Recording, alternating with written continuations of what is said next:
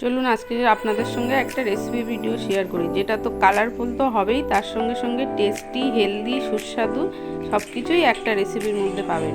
এটা রুটি, পরোটা, লুচি যেটার সঙ্গেই খাবেন খুব সুন্দরই লাগবে খেতে।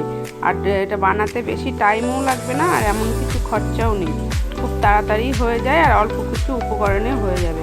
তো দেখতে থাকুন।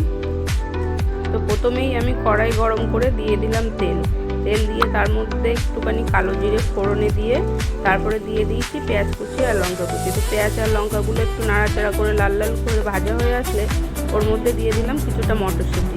তো মটরশুঁটি দেওয়া হয়ে গেছে, সেটা দিয়েও 2 মিনিট নাড়াচাড়া করে নিলাম। দিয়ে দিলাম এবার টমেটো। তো টমেটো দিয়েও 2 মিনিট নাড়াচাড়া করে নেব। দেখো এগুলো এবার একটু ভাজা ভাজা হয়ে আসলে আমি আস্তে আস্তে দিয়ে দিলাম হলুদ, তারপরে লবণ দিয়ে একটু নাড়াচাড়া করে এবার এখানে হচ্ছে মেন উপকরণ ছানা। তা ছানাটা আমার আগে থেকে কাটানো ছিল বলে আপনাদের কাটানোটা দেখাতে পারিনি। তো যাই হোক, এবারে তারপরে একটু দিয়ে দেব মিষ্টি পরিমাণ মতো, আর দিয়ে দেবো ধনেপাতা। দিয়ে নাড়াচাড়া করে ভাজা ভাজা হয়ে আসলে নামিয়ে নেবো। তো হলো কি না সুস্বাদু, কালারফুল আর টেস্টি।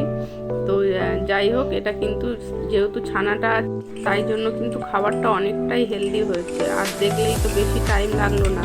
তো অবশ্যই তোমরা একবার বাড়িতে ট্রাই করে জানিও কেমন হয়েছে খেতে।